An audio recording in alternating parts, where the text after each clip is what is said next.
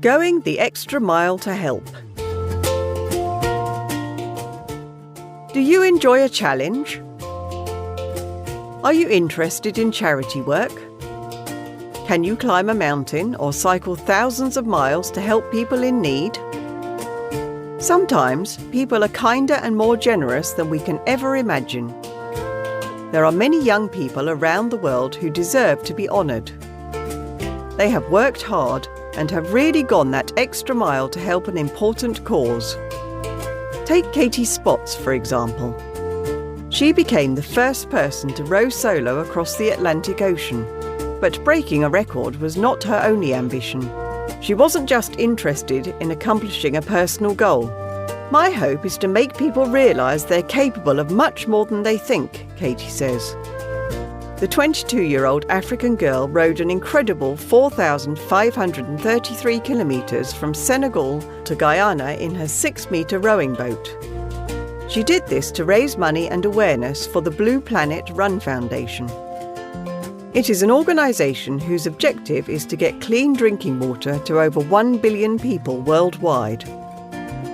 Katie rowed over 10 hours a day for 70 days and raised over $70,000 for the foundation. She hopes her feat will encourage other young people too. But Katie is not alone. There are other amazing young people out there who have overcome obstacles to help others. They have accomplished many physically difficult tasks to help a charity. An 18-year-old named Chris Albertin from Exeter, UK was really brave. He had broken his ankle so badly that the doctor said he might never walk properly again.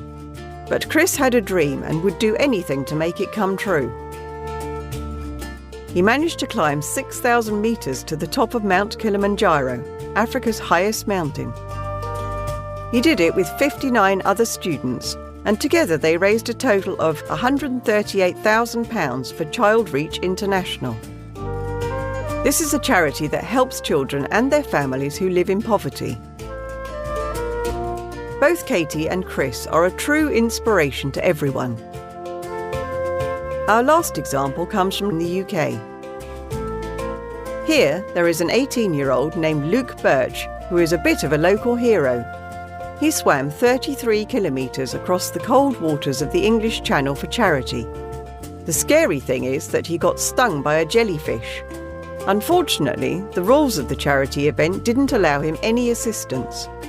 But he kept swimming despite the pain of the sting.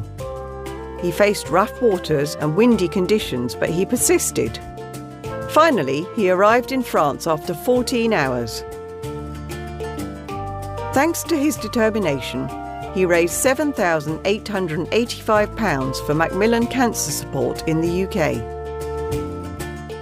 Some of the money also went to Planting Promise, a charity that helps build schools in Sierra Leone.